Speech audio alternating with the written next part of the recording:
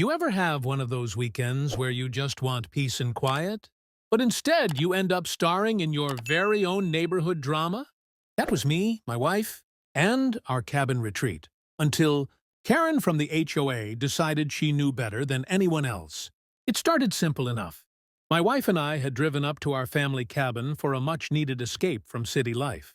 The air was crisp, the pine trees swayed gently, and for the first time in weeks, I felt like I could breathe again. My wife parked her SUV right next to the cabin, in the gravel spot we'd been using for years. To us, it was normal, but to Karen, it was apparently a declaration of war.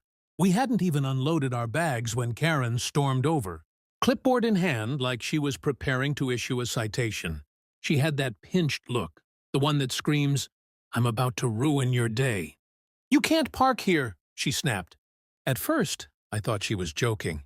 This was our cabin. That was our parking spot. But she wasn't smiling. My wife glanced at me, confused, before asking politely, "Excuse me, why not?" Karen cleared her throat with all the authority she could muster. The HOA rules clearly state that vehicles are not allowed to be parked directly adjacent to cabins. You'll need to move it to the designated community lot. Now, here's the kicker. That community lot was nearly half a mile down a steep dirt road. Not only was it inconvenient, but it was completely unsafe. At night with no lighting, it was practically an invitation for vandalism or wild animals to prowl around. I tried to reason with her. "Ma'am, we've parked here for years. Nobody has ever had an issue." But Karen wasn't hearing it. Her eyes narrowed like she was about to catch me on a technicality. "Well, now I'm on the HOA board, and I do have an issue. If you don't move your wife's vehicle, I'll have it towed." My wife's face turned red. Not from embarrassment, but from anger. She wasn't the type to start fights, but she wasn't about to back down either. She crossed her arms, stood her ground, and said, "You're not towing my car. Not today, not ever." That's when I knew things were about to escalate. Karen had picked the wrong family to push around, and she was about to find out just how badly she miscalculated. The tension was thick enough to cut with a knife. Karen stood there, clutching her clipboard like it was a sword, ready to swing at anyone who dared challenge her authority. My wife wasn't budging, and neither was I. Karen let out a sharp sigh and raised, her voice loud enough for the nearby cabins to hear. "Rules are rules. If you think you're above them, then I'll just have to make some calls." And just like that, she pulled out her phone. She wasn't bluffing. My wife leaned closer to me, whispering, "Is she seriously doing this? At a cabin retreat?" I nodded slowly, keeping my eyes on Karen. "Looks like it." Karen began pacing in a tight circle, muttering into her phone. I caught bits and pieces. "Unauthorized vehicle. HOA violation. Towing company on call." She wasn't wasting time. She was making a show of it. Too, making sure everyone around could see that she was in charge, that she had the power to bend us to her will. But what she didn't realize was that the HOA had no real authority over private property like ours. This was our deeded cabin, our land, and she was bluffing with rules that didn't apply. Still, the thought of her dragging a tow truck up that dirt road was infuriating. Not only would it cost us money, but it was a blatant abuse of power. My wife finally stepped forward. "Karen, I don't know what game you're playing, but this isn't your call to make. This is our property." Karen snapped her head up, glaring.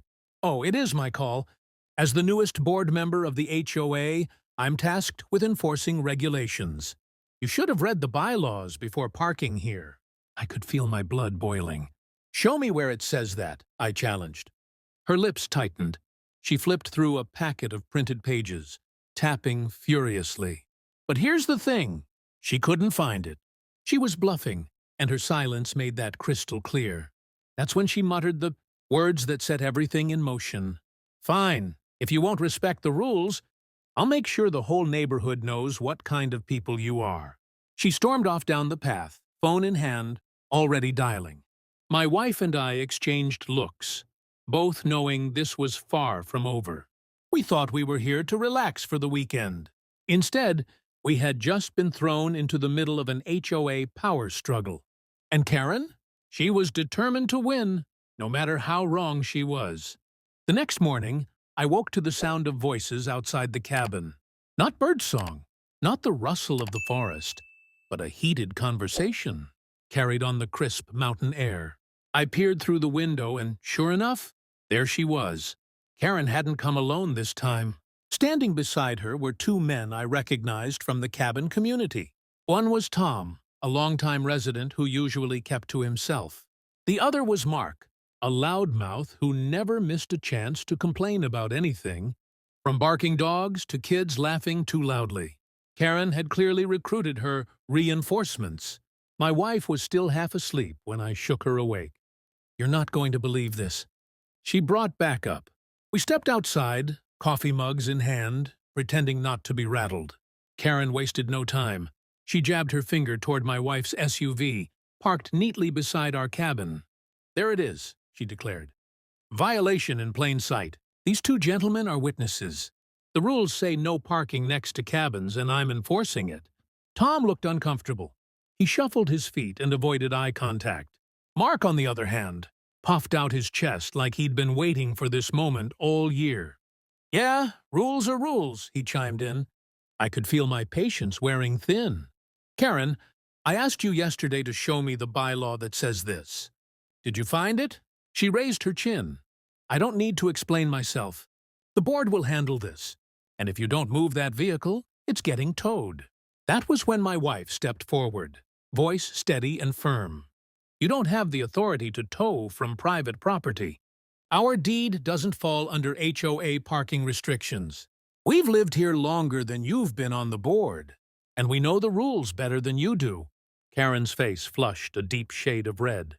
She wasn't used to being challenged, especially not in front of her new recruits. Tom finally cleared his throat. "Actually, she's right.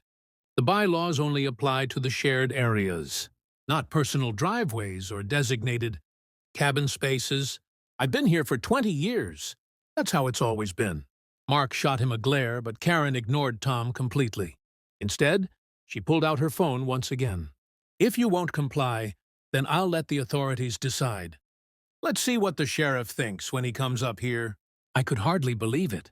Karen was really about to drag law enforcement into a parking dispute at a cabin. My wife and I exchanged a look. We knew this was about to escalate. Beyond anything we had expected, by mid-afternoon, the sound of tires crunching over gravel echoed up the cabin road. My stomach dropped when I saw the familiar black and gold SUV pull into view. Karen had done it. She had actually called the sheriff over a parking dispute. She stood tall with a smug smile plastered across her face, as if she had already won.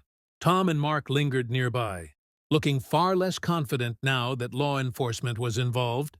My wife leaned against the SUV, arms crossed, her expression calm but defiant. The sheriff stepped out, a tall man with a weathered face and mirrored sunglasses. He looked like someone who had seen his fair share of real emergencies, which made it all the more ridiculous that he was here because of Karen. "Afternoon," he said evenly. "What seems to be the problem?" Karen leapt into action, her words spilling out like water from a burst dam. "Officer, thank goodness you're here. These people are breaking HOA rules. They've parked their vehicle illegally, right next to their cabin, and they're refusing to comply. I need you to issue a citation or have it towed immediately." The sheriff raised an eyebrow, glancing from her to the SUV, then to us. "That's what you called me out here for? A parking spot?" Karen stiffened. "It's not just a parking spot. It's a violation of our community's bylaws. If people don't follow the rules, everything falls apart. That's why we have an HOA." The sheriff turned to me. "Is this your cabin?" I nodded. "Yes, sir. We own it.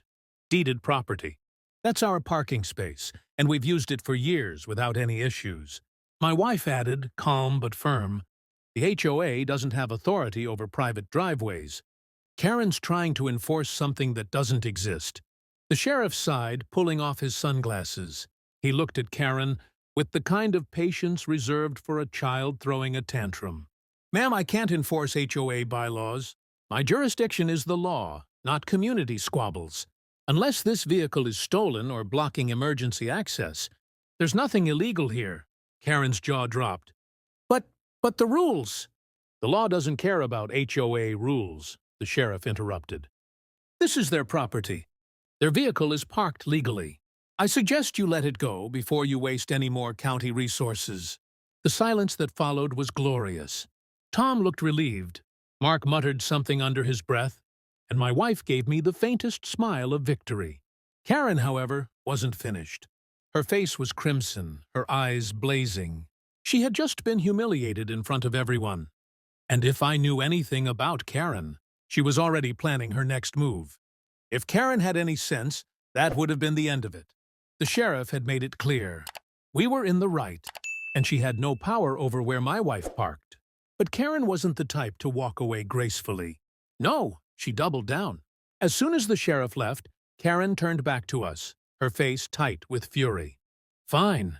If the sheriff won't do his job, then the HOA will take action. I'll make sure of it. You'll regret ignoring me. My wife just shook her head unfazed.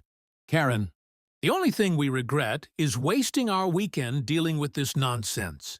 That comment hit her like a slap. Karen stormed off down the path, muttering under her breath. Tom gave us an apologetic shrug, while Mark grumbled something about keeping the peace before following her. For a moment, it seemed like the storm had passed. But Karen wasn't done.